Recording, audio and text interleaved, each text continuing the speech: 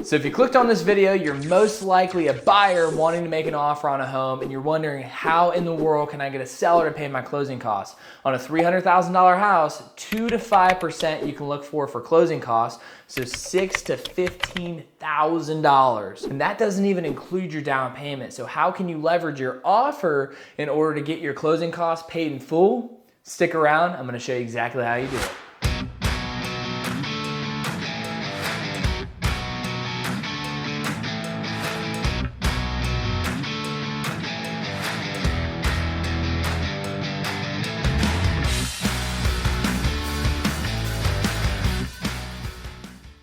Well, first of all, what is a closing cost, right? Because it's not your down payment. These are fees that you're gonna end up paying. So let's say you hired a loan officer. You probably got your loan origination fees. There's an attorney involved, so you got attorney fees. You gotta get the appraisal through the bank for them to loan you some cash. So you're gonna have that, and also you probably have your title insurance. So all of those fees combined together, plus there's some more, is gonna be what's called your closing costs. Like I said before, they range from 2 to 5%, so it is a pretty big gap. So you need to make sure that you budget accordingly. And even if you watch this video, you need to understand that you might not have the ability to have a seller pay unless you leverage things correctly. Is it a seller's market? Is it a buyer's market? Is it a neutral market?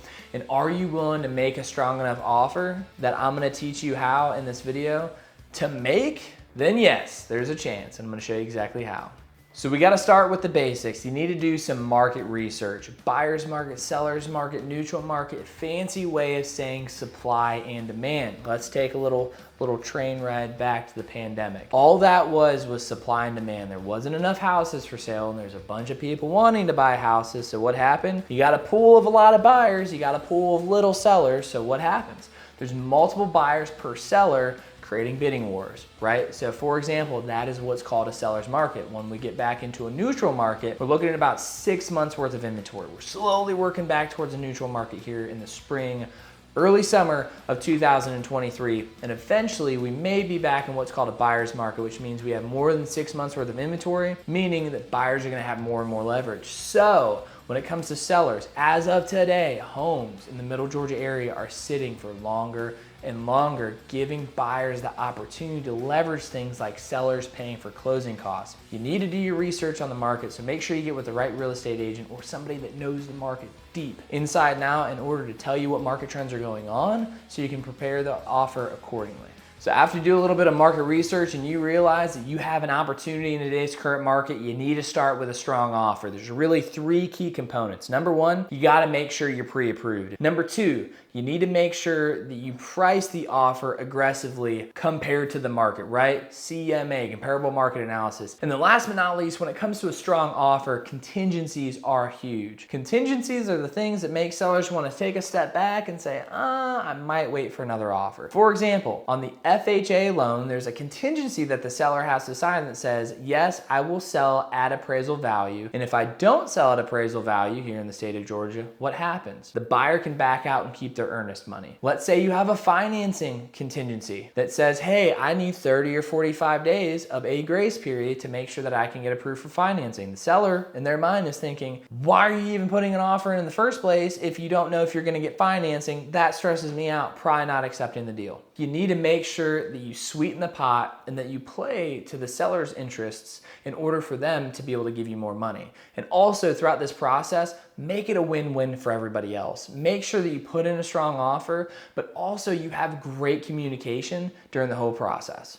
And talking about good communication, you need to be strategic when it comes to the negotiations. So what happens when you make an offer? The negotiations have begun. The seller has the opportunity to do a counter offer. You and your agent, or your agent and the seller's agent, is probably gonna be communicating together to figure out what's going on. Are they gonna accept it? What do they wanna change? All of that stuff. Most important thing, great communicational skills.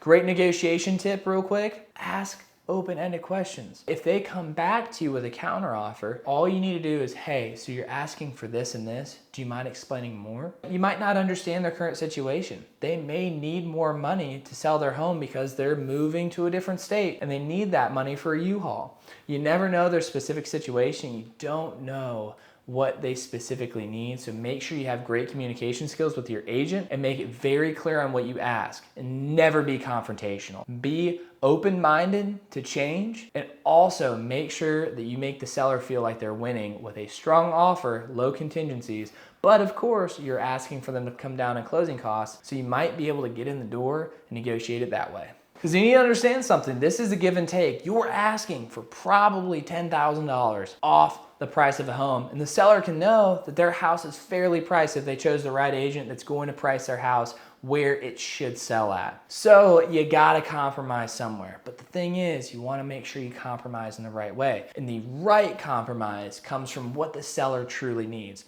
You need to have a sit-down meeting with your agent so that agent can go on a hunt and figure out what is the needs of the seller. That agent is gonna call the other agent and say, hey, so-and-so, trying to figure out why is your seller selling their home and what do they specifically need out of this? Do they need more money? Do they need the house to close by a certain date? Are they flexible on that? If we close in 25 days compared to 45 days, would you be willing to have them pay closing costs? If the buyer's willing to help out here, here, and here, what would the seller be willing to do with closing costs? That's where that comes in, and that's how you ask for the closing costs, and make sure it's a phone call. Sure, you can have it written down on the contract, but the first thing the seller's gonna do when they go over that is, wow, they just asked me to discount my property by $10,000, and all of a sudden, they got that bad feeling in their chest. Make sure you give them what they want, and make sure you get on the phone beforehand. And you can also have your agent call the other agent and have that conversation before anything even starts, so you can find that win-win situation right from the beginning. And last but not least, being here in the state of Georgia, a buyer's agent is most likely getting paid by the seller. So make sure you get top representation that can write an offer that's going to get you the closing cost money that you need. That's exactly what I can do for you over here in L&L Realty. And say you don't live in Middle Georgia, text me at 478-888-7808, and I can make sure that I get in contact with the #1 agent in your market to make sure that they can write you an offer accordingly. And here's a little pro tip, insider tip. In the state of Georgia, right now in Middle Georgia, there are some builders offering up to $20,000 towards closing costs and seller's concessions. So let's say you want a new construction home, you could have all of your closing costs taken care of, have a brand new house, and most likely get the majority of your backyard fenced in at how much? $0. Again, just get in contact with us. We'd love to be able to help serve you and your family and make sure that you get the closing cost money that you need when it comes to the buying of your new dream home. Catch you on the next video.